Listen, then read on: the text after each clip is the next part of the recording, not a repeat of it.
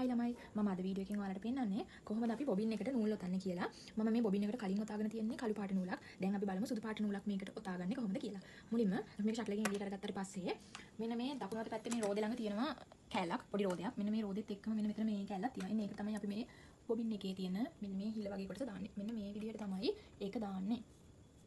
මේ පැත්ත හිරයි වගේ. ඒ හින්දා අපි මේ පැත්ත දාගමු මෙන්න මෙහෙම. එතකොට මේක හිර වෙලා හිටිනවා. ඊට පස්සේ මෙන්න මෙතන කෑල්ලක් තියෙනවා. මේ කෑල්ල අපි මෙන්න මේ විදිහට පහළට කරනවා. නූල ඔතල ඉවරුණාට පස්සේ මේ කෑල්ල අපි උඩට මෙහෙම කරනවා.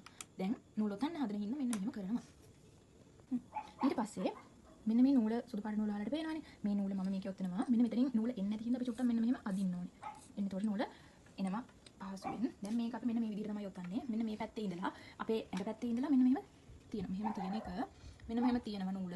මෙහෙම තියලා ටිකක් ඉස්සරහට වැඩිපුර ගන්න. අරගෙන ටිකක් මැද හරියෙන් වගේ තියලා මේක මෙන්න මෙහෙම ඔතා. මෙන්න මෙහෙම. මෙන්න මේකේ ඔතා ගන්න. මෙන්න මෙහෙම. හරිද? පේනවනේ. එතකොට අපි දැන් මේක මෙහෙම පස්සට කරලා තමයි තියන්නේ. ඊට පස්සේ අපි කරන්නේ මැෂින් එක ඔන් කරනවා.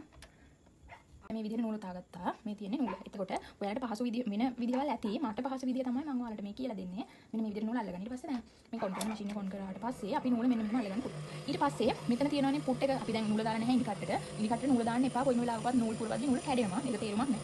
එතකොට මෙන්න මේ පුට් එක අපි පහළට කරලා තියාගෙන නූල් පුරවන්නේ නැහැ කොයිම වෙලාවකවත්. ඒ හින්දා අනිවාර්යෙන් මෙන්න මේ විදිහට පුට් එක ඉස්සෙන්න ඕනේ. මේ පේනව නේද? මෙන්න මෙහෙම පහක් කරලා තියන්නේ. මෙන්න මේ විදිහට පුට් එක ඉස්සෙන්න ඕනේ.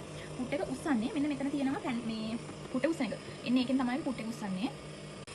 හරි. දැන් මම ඔයාලට කිව්වනේ මෙන්න මෙතන පුට් එක ඉස්සෙන්නේ මෙන්න මෙතන තියෙනවා. පුට් එක දැන් මම මෙන්න මේ විදිහට තමයි කරන්නේ. මෙන්න මෙතනින් මම මෙහෙම කකුල ඉස් පහළට කරගෙන පොඩ්ඩක් එහාට කරාම මෙන්න මෙතන පුට් එක ඉස්සලා ඔයාලට පේනවා. දැන් මම මේක පහත් දැම්මම පුට් එක පහත් වෙනවා. අපි හැම වෙලාවෙම නූල් ඔතද්දි මෙන්න මේ පුට් එක ඉස්සලා තියෙදි තමයි නූල් ඔතන්නේ. මෙන්න මේ විදිහට මෙන්න මෙහෙම සයිඩ් එකට කරලා තියෙනවා. මෙන්න කෙලින් නෙමෙයි. මෙන්න මෙහෙම කකුලෙන් එහාට කරලා තියෙනවා.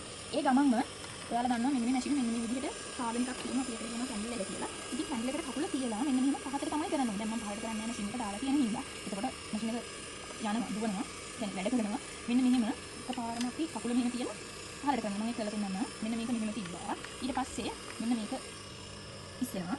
ඊට පස්සේ ආයෙ මෙතන අපි කකුල මෙන්න මෙහෙම පස්සට කරන්න ඕනේ. මෙන්න මෙහෙම පයි ගසන්න පුළුවන්. ආයෙ මෙහෙම කරගෙන එහෙම දෙද්දි මෙන්න මේ විදිහට තමයි වැඩ කරන්නේ. මෙන්න මේ විදිහට තමයි මම අල්ලගෙන තියන්නේ.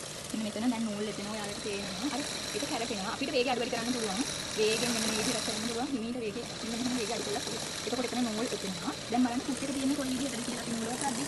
මෙන්න මේ විදිහට පුට් එක මැෂින් එක ඇදලා නෙමෙයි අපි පුට් එක උස්සලා තියන්නේ. අපිට කොයි වෙලාවකවත් ආය මොනම හරි දෙයකට පුට් එක පහත් දාන්න ඕනේ නම් අපි මෙන්න මේ විදිහට ඔතන එක නතර කරලා මෙන්න මෙහෙම කරාම පුට් එක පහත දාගන්න පුළුවන්. මම හිතනවා මැෂින් එකේ බොබින් එකකට කොහොමද නූලක් ඔතන්නේ කියලා. ඊට පස්සේ අපිට පුළුවන් මෙන්න මේ විදිහට මේක ගලලා ගන්න.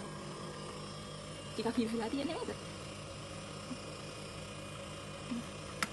මෙන්න මෙහෙම ගලවලා ගන්න පුළුවන්. ඊට පස්සේ තමයි මම ඊයේ වීඩියෝ එකේ කියලා දීපු විදිහට අපි මේක ෂටල් එකට මෙන්න මේ විදිහට දාගන්නේ. ඉතින් මම හිතනවා ඔයාලට මේ වීඩියෝ එකෙන් කොහොමද නූලක් ඔතන්නේ කියලා මහන් ඉගෙන ගන්න කෙනෙක්ට පැහැදිලි වෙන්න ඇති කියලා. එහෙනම් ඉතින් එන්නම්